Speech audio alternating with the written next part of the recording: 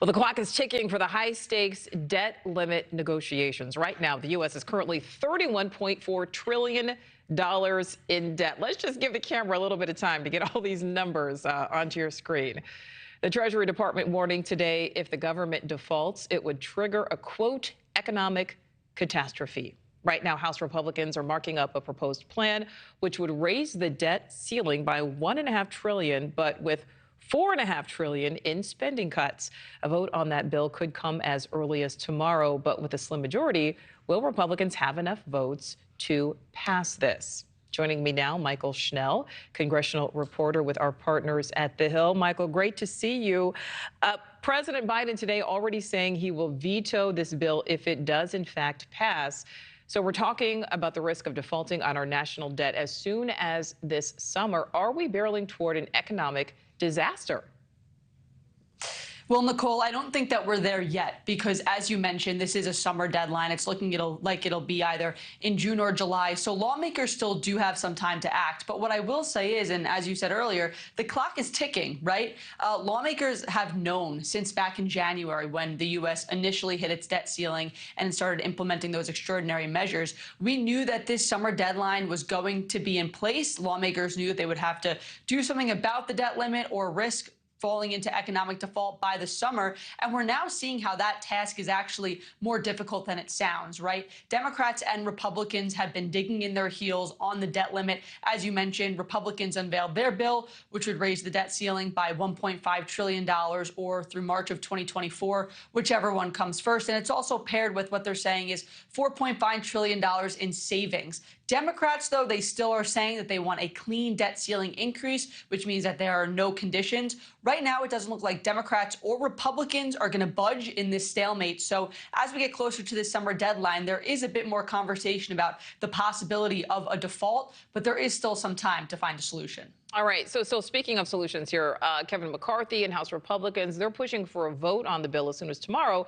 But as we said at the top, I mean, there's doubts about whether or not he actually has the votes. And even if he does, with the Democrat-controlled Senate and White House, is this all at the end of the day just more political grandstanding? Nichole, what Republicans are saying that this is their opening bid in these debt limit negotiations. It's a twofold thing. A, they're saying that, if we got everything that we wanted, this would be our wish list. This is what we would like to see for a debt limit increase and for spending cuts. But the second part of it is that knowing that this is not going to pass in a Democratic-controlled Senate, President Biden won't sign it. They're hoping that this could bring President Biden to the negotiating table so Republicans and Democrats can actually talk about some of these terms on the piece of paper. In terms of grandstanding, it's a way that House Republicans can sort of appease their members. If we remember back in January, a number of conservative holdouts during that speaker's race got McCarthy to promise that he would bring up some of these spending cuts when the debt limit negotiations came. So McCarthy's now making good on those concessions that he made back in January. But again, Republicans largely see this as A, a way to bring President Biden to the negotiating table, and B, their first offer, their wish list of if they had it their way, this is how they would raise the debt limit.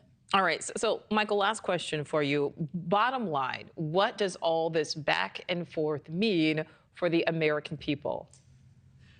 Yeah, this is we keep saying this is a high stakes and a high profile series of negotiations. And that's because it truly is, because these negotiations are to prevent the U.S. defaulting on its loans, which the U.S. can't speak to what would happen from experience because, of course, the country has never fallen into this situation when it actually did default on its loans.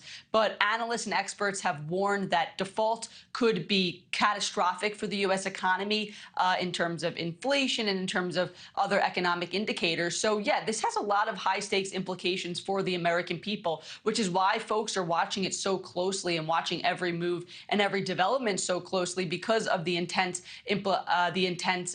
meaning and effects of these negotiations. But again, there is still some time until that summer deadline. Frequently in Congress, things don't actually start to move or make progress until that deadline's really coming up close. So there is time. But yeah, I mean, a default would have some serious implications for the U.S. economy and for Americans across the country. Right, and an economy that's certainly been in a precarious state for quite a while at this point. All right, Mychael, thank you. Thank you for watching. Go to newsnationnow.com to find News Nation on your television provider. And don't forget to click the red subscribe button below to get more of News Nation's fact-driven, unbiased coverage.